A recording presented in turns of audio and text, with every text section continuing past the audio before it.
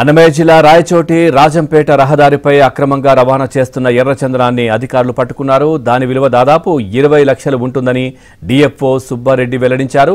ఎర్రచందనం అక్రమ రవాణాపై నిఘా పెట్టిన అధికారులు ఆ వాహనాన్ని వెంబడించి పట్టుకున్నారు. దీంతో అధికారులు రాకను గుర్తించిన స్మగ్లర్లు అడవిలోకి పారిపోగా 10 ఎర్రచందనం దుంగలను ఫారెస్ట్ అధికారులు స్వాధీనం చేసుకున్నారు. స్మగ్లర్ల కోసం 2 ప్రత్యేక బృందాలతో గాలిస్తున్నట్లు డిఎఫ్ఓ పేర్కొన్నారు.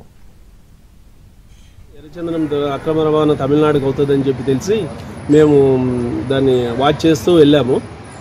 నాయనవారిపల్లి సానిపాయ దగ్గరలో ఉన్నటువంటి నాయనవారిపల్లి బ్యాక్ సైడ్ ఉన్న క్వారీ దగ్గర లోడ్ చేస్తూ ఉన్నట్టు మాకు ఇద్దయింది. మేము దాన్ని ట్రేస్ అవుట్ చేసి దగ్గరికి పోయే లోపల వాళ్ళు ముద్దాయిలంతా పరిగెత్తిపోయినారు. తీరా వెహికల్ కాడ చూస్తే 10 ఎర్రచందనం దొంగలు ఉన్నాయి. దాంట్లో ఆ 10 ఎర్రచందనం దొంగలను ముద్దాయిల కోసం చాలాసేపు తిరిగాం, కానీ వాళ్ళు తప్పించుకొని వెళ్ళిపోయారు.